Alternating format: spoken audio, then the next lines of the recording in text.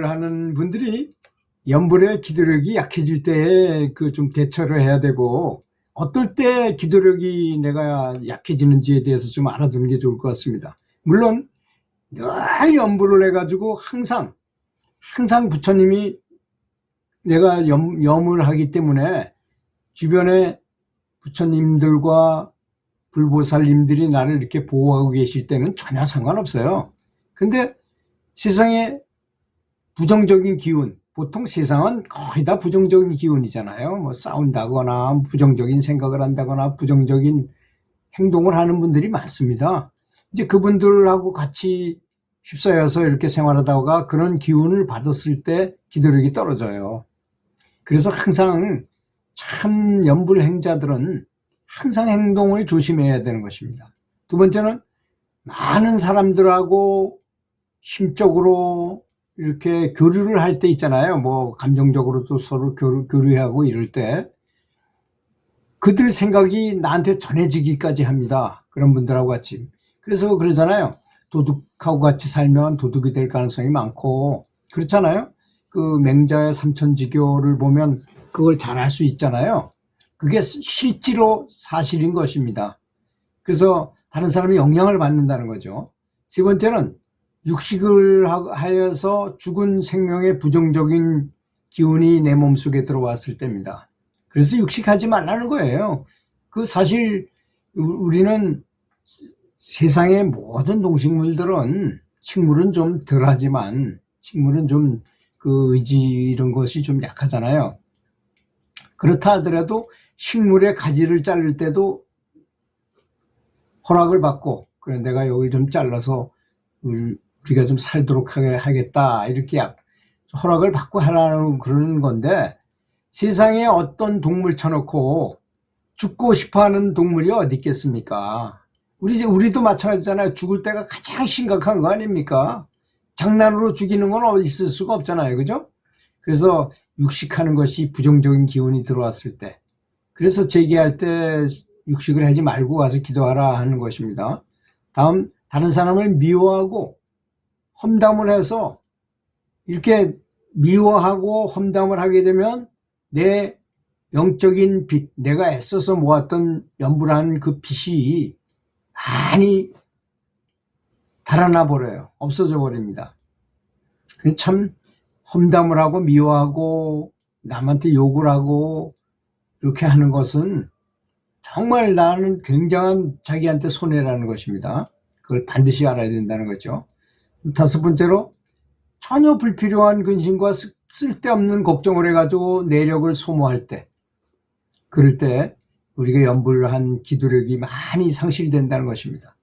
그 외에 어느 분이 조사한 바가 있잖아요. 정말 필요한 근심 걱정은 5%밖에 안 되더라고. 일어나지도 않을 일에 대해서 근심 걱정하고 그 조사한 거 한번 보셨죠? 거기 보면 그런 말이 나오잖아요.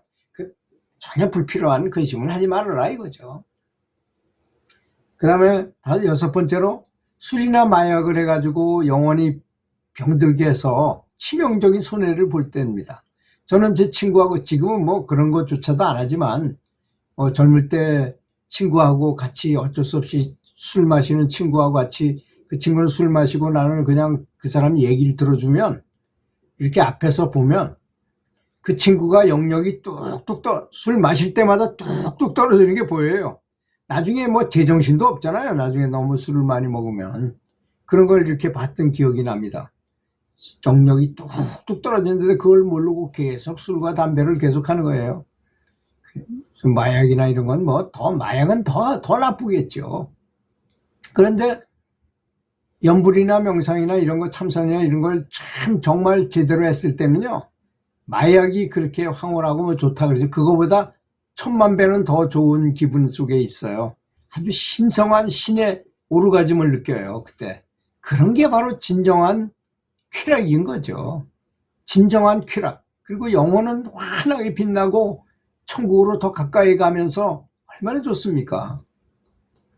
그 다음에 일곱 번째로, 이성을 탐해가지고 혼잡한 성관계를 해서 신성한 영적인 빛을 잃을 때입니다. 성관계가 무조건 나쁜 것은 아닙니다.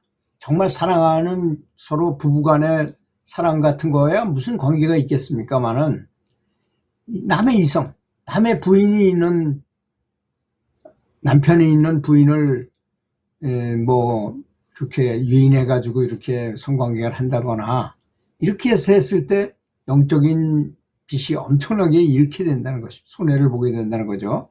다음 8번째는 내 자식, 내 가족, 내 부부라는 인연에 매여서 그것들이 전부 내 소유물이라고 집착할 때는 그들이 내 것입니까? 저는 그 집착을 버리려고 아주 노력을 많이 해봤어요. 오히려 집착을 버리고 내 소유물이 아니라고 생각을 딱 해. 내 아내도 내 것이 아니고 그 사람도 독립적인 민주시민이다 이렇게 생각하니까 오히려 더 존중이 되더라고요. 존중. 오히려 그것이. 아들도 그렇습니다. 아들이 내 소유물이 아니야. 이놈이 잘하면 고마운 거고 또 나도 그만큼 정을 보내줘야지만 그 친구도 나를 좋아하게 되더라 이거죠. 그게 내 소유물이라고 집착하는 데서 큰 문제가 생기는 법입니다. 원래가. 어떻게 아들이 내 소유물입니까? 또 내 부인이 어떻게 내 소유물이고 내 남편이 어떻게 내 겁니까? 말이 안 되는 얘기거든요. 그래서 좀 존중해, 부처님처럼 존중하고 예수님처럼 존중할 필요가 있다고 생각합니다. 다음, 텔레비전이나 컴퓨터, 게임에 빠졌다거나 세상 일에 너무 몰입했을 때, 그래서 신성한 나를 잊어버렸을 때, 연불도 잊어버리고, 연불이라는 건 신성한 나를 찾기 위함이잖아요, 원래가. 연불의 근본적인 원리를 알아야 됩니다. 연불하는 이유는 뭔가요? 부처님께서 연불해가지고 극락왕생하기 위해서 연불하라 그러셨을까요? 그게 최종적인 목적은 아니에요. 도저히 이 세속에 살면서 수행하기 어렵기 때문에 임시 방편으로 극락학교에 입학해서 학년수를 착착착 9학년을 올라가 상급 학교를 진학하다 보면 언젠가는 성불을 한다는 것이지 바로 다이렉트로 그거보다 극락보다 더 높은 천국에 갈 수도 있는 것이 천당에 올라갈 수도 있는 것입니다. 그래서 이런 뭐 컴퓨터 오락에 미쳐가지고 거기 빠지면 세어나지 못하잖아요. 또 어떤 사람은 도박에 미치고 또 세상에 돈 버는 일에 미쳐가지고 너무 재미있는 거예요. 그것이.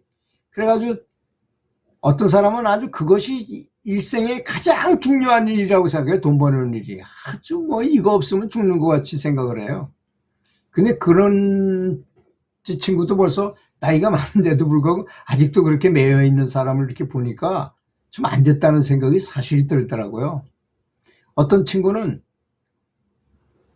곧 죽을 처진데도 불구하고 아직도 부동산 얘기하고 그런 거 가지고 왈가왈부하는 거 보고 참 속으로 굉장히 안 됐다는 생각이 들더라고요. 마지막으로 재산의 욕심을 가지고 거짓말로 사실 장사를 하면 좀 약간의 거짓말도 있어야 되잖아요. 그런 다른 사람으로부터 돈을 벌어들일 때 별로 좋지 않을 거라고 생각합니다. 그런데 그런 것들을 다 버리고 제가 지금까지 얘기한 이런 집착을 다 버리고 나서 정말로 연불에 이렇게 집중을 하게 된다면 굳이 나는 자연인이다처럼 저 깊은 산속에 안 들어가지 않는다 하더라도 시내 가운데 서울 시내 1000만 명이 사는 서울 시내 복판에 있다 하더라도 연불을 열심히 해서 마음이 항상 거기 부처님한테 가 있다면 그 사람은 뭐 자연 속에 있는 거나 똑같은 그런 형국일 것입니다. 그러니까 마음이 중요하다는 얘기죠. 마음이 중요하다는 얘기입니다. 그래서 자신을 항상 그런 분들은 아마 되도록이면 사람 많은 데 가고 싶어 하지 않을 것입니다. 다른 사람의 영향을 받는다는 거 본인이 알거든요. 그러니까 만약에 다른 사람들과 같이 있다 하더라도 그분들이 다 잘 되게 오히려 기도를 해요. 그러면 내가 보호가 돼요. 오히려 내가 보호됩니다. 그분들이 잘 되게 하면 그분들의 그 영향력이 나를 미치지 못하게 돼 있어요. 신기하죠? 주면 들어주고 말로 받기 때문에 그렇습니다. 주지 않고 나를 잘 지키려면 오히려 더 침투가 더 잘 돼요. 다른 사람이 잘 되게 기도하는 것. 항상 부처님을 잊지 않으면 전혀 다른 사람의 영향을 받지 않고도 연불 기도력이 아주 굉장히 높아질 것이라고 믿습니다. 들어주셔서 감사합니다.